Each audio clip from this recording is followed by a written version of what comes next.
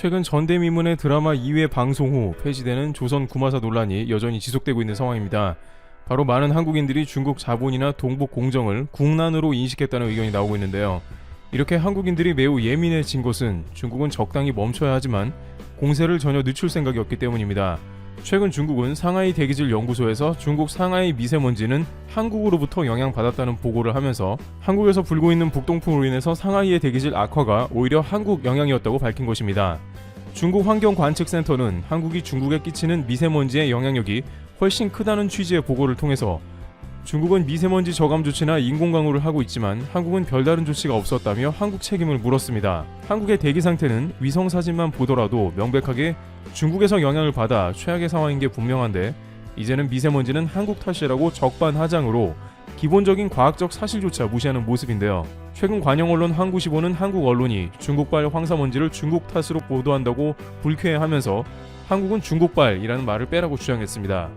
그런데 불과 2년 전만 해도 중국의 환경장관은 이에 관해 중국에서 한국으로 미세먼지가 넘어간 것을 인정한다며 양국이 미세먼지 저감을 위해 노력한다고 밝혔습니다. 하지만 지금은 환경장관의 발언조차 없던 걸로 하며 막무가내로 미세먼지조차 한국 탓이라는 것입니다. 즉 중국은 이제 한국에 대해서는 무조건 중국의 생각과 방식을 강요한다는 스탠스로 돌아섰다는 것인데 이러다 보니 한국에서는 이러한 중국의 전면적인 공세를 예전보다 훨씬 더 피부로 느끼고 있다는 분석이 나옵니다. 지리적으로 가까운 한국 공세가 이제는 본격화되었으며 그것이 매우 잦아져 스트레스가 되고 있는 것입니다.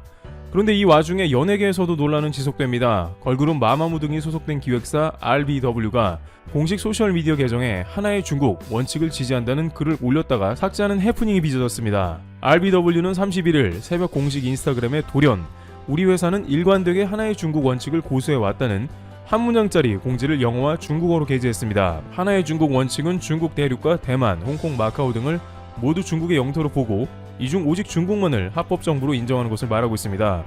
중화권 출신 K-POP 가수들이 하나의 중국 지지 발언을 한 사례는 많았지만 한국 기획사가 회사 차원에서 이런 입장을 공개적으로 게시하는 것은 이례적이어서 논란이 됐습니다. 네티즌들은 글이 올라온 경위에 대해 여러 추측을 하며 갑론을박을 벌이기도 했습니다. 논란이 일자 RBW 측은 게시물을 삭제하고 내부적으로 논의되지 않은 게시글이라고 해명했습니다. RBW는 확인 결과 직원의 단독 행동으로 빚어진 일이며 발견 즉시 삭제 조치했다며 많은 분들께 혼란을 드린 점을 사과드린다고 밝혔습니다. 이어 추후 이런 일이 발생하지 않도록 재발 방지를 위한 강력한 조치를 마련하겠다고 강조했습니다. 안 그래도 동북공정이나 중국발 막무가내 주장들이 넘쳐나 예민한 가운데 이렇게 처음 보는 형태의 중국 관련 논란이 나옵니다. 또한 방송계에서는 앞으로 조선구마사 외에 줄줄이 예정되어 있는 각종 드라마들이 중국 자본 논란 때문에 드라마 시작 전 사전 해명글을 올리는 모습도 나옵니다. JTBC는 설광화에 대한 민주화 운동 폄하 논란이 지속되자 이례적으로 2차례나 관련이 없다고 공지글을 올려서 설광화에 대한 논란을 잠재우려는 모습이 나옵니다. 그런데 설광화 말고도 올 하반기 방송 예정인 아침이 밝아올 때까지와 관련한 논란이 본격화했습니다. 이 작품은 중국 추리소설을 대표하는 작가 중 한 명인 쯔진천의 동트기 힘든 긴 밤, 장야남명을 원작으로 하며 전직 검찰관인 피해자가 10여 년 전 일어난 살인사건의 진실을 끈질기게 조사하는 내용을 그렸습니다. 온라인 커뮤니티에서는 이 책이 출간됐을 당시 중국 정부가 적극적으로 홍보한 점을 들어 중국 공산당을 미화한 게 아니냐는 지적이 일고 있습니다. 물론 일각에서는 작품 자체는 순수한 추리소설이라는 반응도 있습니다. 더불어 쯔진천 작가가 2019년 소셜미디어에서 홍콩 민주화 운동가들을 폄훼하는 글을 올린 점도 문제가 되고 있습니다. 이 작가는 웨이보에 홍콩 독립을 지지하는 동료 작가들을 비판하는 글도 올린 바 있습니다. 이처럼 한국에서는 2020년 하반기부터 본격적으로 한복, 김치 등의 동북공정이 거세지기 시작했는데요. 그런데 이러한 불똥이 최근 강원도에 있는 한중 문화타운으로 불똥이 튀면서 더욱더 논란이 가속화되고 있습니다. 바로 강원도와 업무 협약을 한 민간기업이 춘천에 추진 중인 한중 문화타운 건설 사업으로 불똥이 튄 것인데요. 청와대 국민청원에는 지난 29일 강원도 차이나타운 건설을 철회해주세요라는 내용의 청원글이 게시됐습니다. 청원글에는 춘천에 건설 중인 중국 문화타운이 착공 속도를 높인다는 소식을 접했다며 중국의 동북공정에 우리 문화를 잃게 될까봐 불안감을 느끼고 있는 상황에서 도내 차이나타운의 건설을 강력하게 반대한다고 밝혔습니다. 이어 얼마 전 중국 소속사의 작가가 잘못된 이야기로 한국의 역사를 왜곡해 많은 박탈감과 큰 분노를 샀다며 계속해서 김치, 한복, 갓 등 우리 고유의 문화를 약탈하려는 중국에 이제는 맞서야 한다고 생각한다고 주장했습니다. 또 그런데도 왜 대한민국의 작은 중국을 만들고 우리나라 땅에서 중국의 문화체험 빌미를 제공해야 하는지 이해할 수 없고 중국인 관광객을 위한 호텔 건설도 반대한다는 의견을 냈습니다. 아울러 춘천 하중도에 건설 중인 레고랜드 테마파크와 관련해 청원인은 중도는 엄청난 선사 유물, 유구가 출토된 세계 최대 규모의 선사 유적지라며 일부의 반대에도 건설을 추진하는 이유가 무엇인가 라고 반문했습니다. 레고랜드는 전세계 고고학자들이 당장 멈추라고 할 정도로 귀중한 자료들이 담긴 장소라고 전해지고 있는데요. 그러나 이러한 장소가 중국 관광객을 위한 타겟으로 망쳐지고 있다는 우려가 나오고 있는 것입니다. 실제 일부 제주 지역에서 신규 호텔이 들어서면 호텔 내부가 지나치게 중국풍으로 일관되어 있다는 지적이 나옵니다. 제주도가 중국 관광객이 많이 오니까 호텔을 비롯해 종업원들까지 중국 전통 의상을 입고 있는 상황입니다. 그러한 분위기 가운데 이 청원이 현재 참여 인원 21만 명을 돌파한 상황으로 한국인들의 화력을 보여주고 있는데요. 왜냐하면 많은 이들은 이 사업이 단순히 작은 규모의 차이나타운이 아니고 세계 최대 차이나타운이라고 알려진 샌프란시스코의 차이나타운에서 아이디어를 얻었으며 넓이도 120만 제곱미터, 약 36만 평에 이른다는 것입니다. 중국의 전통거리를 그대로 재현했고 소림사 분원이나 중국의 정통 정원 등이 갖춰질 예정이라고 합니다. 또한 다양한 중국 문화 체험도 이루어집니다. 하지만 문제는 이곳에 중국 자본도 대거 투입된다는 의견도 나오는데요. 중국 인민일보 자회사인 인민망 등으로 이루어진 특수목적 법인이 중국 복합문화타운의 사업 명칭을 한중문화타운으로 변경해 연내 착공하겠다고 주주총회를 열었다는 것입니다. 사업비는 약 6천억 원에서 1조 원 이상으로 대폭 늘린 점도 주목됩니다. 논란이 되자 강원도는 이에 관해 100% 민간 주도 사업이며 호텔이나 레고랜드 등 유적지 훼손은 허위 주장이라고 말하면서 지역 경제를 위한 공공의 노력이 폄훼되는 일이 없기를 간절히 바란다고 공지했습니다. 물론 어떠한 자본이든 간에 한국에 들어와서 긍정적인 역할을 한다면 그에 대해 반대할 사람은 없을 것입니다. 넷플릭스의 경우 한국에서 수천억 원 이익을 얻었지만 다시 한국에 7천억 원을 투자했다고 밝히고 있습니다. 그 가운데 한국의 방송 제작 퀄리티라던가 일하는 직원들의 처우도 상당 부분 개선되어 긍정적 평가가 나옵니다. 넷플릭스 킹덤의 김은희 작가는 넷플릭스는 터치를 안 하고 돈만 준다라며 방송계 사람들의 꿈같은 일이 일어나고 있다는 취지의 말을 했죠. 하지만 중국 자본은 이렇게 선순환 구조로 가는 게 아니라 침탈적 성격을 띠고 있다는 사례가 이어지는 게 문제입니다. 한국보다 훨씬 자본력이 빈약하고 중국 자본을 마구잡이로 빌려 쓴 동남아는 이미 십수년간 몸살을 앓고 있습니다. 그런데 이제 한국의 컨텐츠가 세계적으로 알려지면서 중국 자본이 이를 적극 흡수하려 한국에 손을 뻗는 것이죠. 일부 방송가를 비롯해 지자체는 당장 수천억 원에서 조 단위로 들어오는 돈을 거절하기는 어려웠다는 것인데 하지만 장기적으로 본다면 결국 중국 자본으로 인해서 한국이 적지 않은 피해를 볼 수 있다는 의견이 지배적입니다. 많은 전문가들은 한국에서 다행히 드라마를 퇴출하는 등 적극적으로 대처하는 모습은 긍정적이라고 분석합니다. 하지만 이미 받아버린 돈과 진행 중인 각종 중국 관련한 사업들은 되돌릴 수 없는 부분도 있다고 지적하면서 앞으로 한국 내에서 확장되는 중국 자본에 자칫하면 한국도 적지 않은 생채기를 겪을 것이라고 경고합니다. 특히 최근 중국은 미국과 이제는 맞설 준비가 되어 있다며 공공연하게 강한 중국을 표방하고 있는 상황입니다. 따라서 한국에서는 어느 때보다 중국 자본 경계를 강화해야 한다는 목소리가 나오고 있는 것입니다.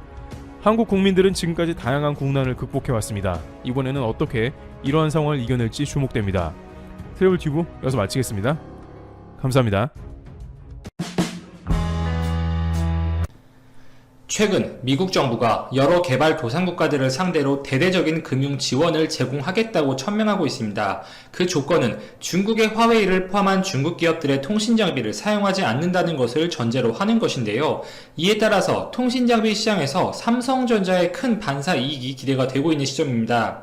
월스트리트 저널의 보도에 따르면 미국은 중국을 대신해서 민주주의를 수호하는 국가들에 속한 기업들에서 제조한 장비나 하드웨어 등을 구입하는 국가들에게 수십억 달러 규모의 대출 등의 자금 조달을 제공할 계획이라고 하는데요. 미국이 직접적으로 경계하고 있는 것은 이 5G 통신장비 시장에서 과반의 점유율을 차지하고 있는 중국의 화웨이와 ZTE 등의 통신 기업들이죠. 이 5G 기술력과 점유율에서 앞서 나가고 있는 중국을 견제하는 것이 미국의 궁극적인 의도이고, 이 5G 통신장비의 보급률이 낮은 개발도상국가들을 상대로 중국이 이를 장악할 경우에는 미국이 추후에 5G 시장에서 중국을 누르기가 어렵다고 판단한 것입니다. 미국은 중국의 통신장비들이 국가안보, 비밀 보호에 굉장히 취약하고 뿐만 아니라 이 통신장비 설치의 명목 등으로 이뤄지는 중국 국영은행들의 금융 지원은 그 위험도가 아주 높다고 평가를 했는데요. 대표적으로 중국의 1대1로를 예로 들어볼 수 있겠죠. 1대1로에 참여함으로써 해당 국가는 단기적으로는 중국의 자본을 이용해서 자국의 인프라를 건설하는 데 활용할 수가 있지만 궁극적으로는 중국 자본에 대한 의존도가 높아지고 중국 경제에 종속될 가능성이 아주 높다는 것입니다. 부채의 함정에 빠진다는 것이죠. 이러한 이유들을 내세워서 미국은 개발도상국가들에게 중국과 손을 잡지 말아라 경고를 하고 있는 것이고, 미국이 화웨이와 ZTE 대신에 이들 개발도상국가들에게 권고하는 기업들은 다름이 아닌 한국과 유럽의 통신장비 기업들입니다. 한국의 삼성전자, 유럽의 에릭슨, 노키아가 그 선택지로 꼽히고 있고요. 이 개발도상국가들 입장에서 볼 때 화웨이 장비를 택하는 주요한 이유는 가격이죠. 기술 수준 대비 장비 가격, 이 가성비를 따져봤을 때 화웨이 장비의 단가가 말도 안 되게 저렴하다는 것이 업계의 주요 시각이고, 그렇기 때문에 중국 장비가 아프리카나 중동 등의 개발도상국가들에서 60%에 이르는 높은 점유율을 가져가고 있습니다. 미국의 입장은 가격적인 부분이 부담되면 일정 부분 직접적 금융 혜택을 줄 테니 조금은 비싸더라도 삼성이나 유럽 제조업체들의 장비를 사용하라는 것입니다.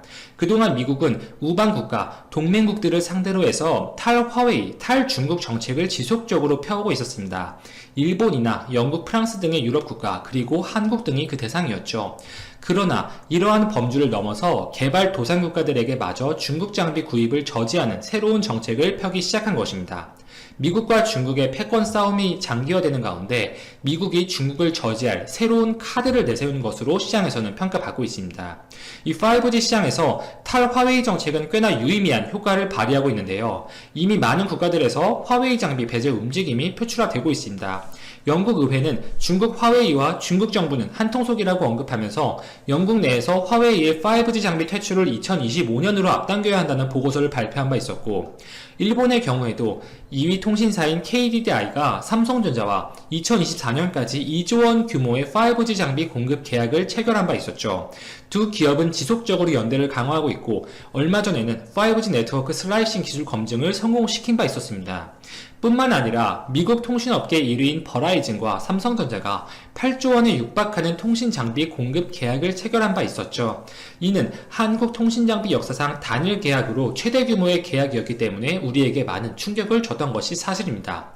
올해 1분기 기준으로 볼 때 이 5G 장비 시장은 화웨이가 36%의 시장 점유율을 차지하면서 1위에 올라있고, 2위 에릭슨 25%, 3위 노키아 16%, 삼성전자는 13%의 점유율을 기록하면서 4위에 올라있는데요. 사실 미국이 유럽을 상대로 탈화웨이 정책을 펼 때는 유럽의 많은 국가들은 화웨이 장비를 쓰지 않더라도 삼성전자 대신에 같은 유럽 내 기업인 에릭슨이나 노키아의 장비를 많이 선호하고 선택해왔던 것이 사실이어서 삼성은 일부 제한적인 수혜만 받았었습니다. 그러나 개발도상국가들은 이야기가 조금 다르죠. 삼성의 입장에서는 에릭슨, 노키아와 동등한 조건에서 협상이 가능하기 때문에 삼성전자의 장비가 보다 더 많은 비율 선택될 가능성이 높다, 이렇게 볼 수가 있습니다. 자, 다음 소식으로 넘어가 보겠습니다. 아베 신조에 이어서 스가 총리가 취임한 이후에도 한일 관계는 여전히 경색되어 있습니다. 그 중심에 있는 일본의 집권 여당 자민당의 강경파 보수 세력들은 또 한 번 충격적인 제안을 들고 나와서 논란을 만들어내고 있는데요. 이 복수의 도쿄 외교 소식통에 따르면 만약 한일 관계가 개선되지 않고 이 대법원 판결에 따라서 압류된 일본 기업들의 자산 매각이 현실화될 경우에는 일본 역시 단교를 불사할 정도로 강하게 대응해야 하며, 도쿄의 한국 대사관 그리고 일본 내 삼성전자 지사를 압류하는 방안을 보복 조치로 요구했다고 알려졌습니다. 실제로 한국 정부를 대변하는 대사관과 한국 산업의 대들보격인 삼성전자, 이 상징적인 의미를 가지는 두 가지를 모두 타겟으로 하자는 의견이 나온 것입니다. 물론 현실성은 극히 낮은 일본 내 극우 세력들의 일부 주장이라고 보는 것이 맞습니다. 주일 한국 대사관은 치외 법권 지역이고 삼성전자 지사는 강제징용과 전혀 연관이 없는 민간 기업이기 때문에 현행법상 압류 조치는 사실상 불가능한 상황이죠. 터무니없는 발상이지만 일본 자민당에서 이를 요구하는 것은 사실로 받아들여지고 있고, 일본 정부가 이에 대해서 어느 정도 수준까지 검토했다는 것 자체가 이 징용 기업 자산 매각에 대해서 일본 정치권에서 얼마만큼 민감하게 반응한지를 보여주는 단적인 사례가 되는 것이겠죠. 실제로 이와 관련된 많은 보도들이 작년부터 나왔어요. 징용 기업 자산 매각이 현실화될 경우에는 한국에 대한 금융 제재, 일본 방문 시 비자 발급 중지 등이 언급된 바 있었죠. 그리고 일본 사회 전체에 또 한 번 혐한몰이, 혐한 분위기가 조성될 가능성이 높기 때문에 한일 관계는 정치권뿐만 아니라 국민들에게도 다시금 확산되어 이 한국과 일본이 거리를 두게 하는 또 하나의 계기가 될 가능성이 아주 높습니다. 또한 아베 신조 전 총리가 본인의 참의원 선거를 목전에 두고 한국에 대한 수출 제재 조치를 꺼내드는 등의 이 정치적인 재료로서 활용된 바 있었기 때문에 스가 총리 역시 한일 관계를 본인의 정치적인 이슈로 활용할 가능성이 아주 높죠. 스가 총리는 얼마 전에 야스쿠니 신사의 공물을 복납한 바 있었습니다.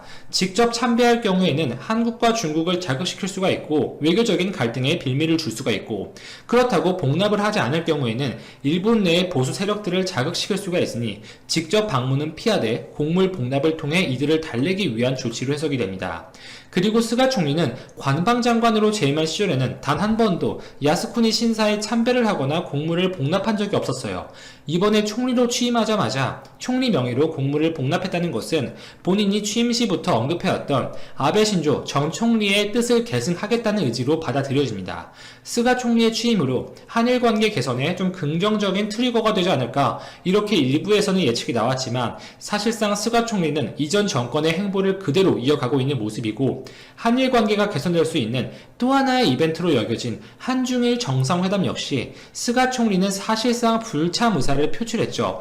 봉합되지 않는 한일 갈등, 여기에 더 나아가서 미국과 중국의 갈등이 격화되고 미국은 중국을 대항할 연합 등을 추진하고 있는 시점에 일본이 참여 의사를 표출했기 때문에 이 자리에서 중국과 대면하기에도 불편한 부분은 분명 크겠죠. 한반도를 둘러싼 정치, 외교적인 이슈가 상당히 복잡하고 누누이 말씀드리지만 현 시점은 한국 지도자의 현명한 판단이 절실하게 요구되는 시점이라고 생각합니다.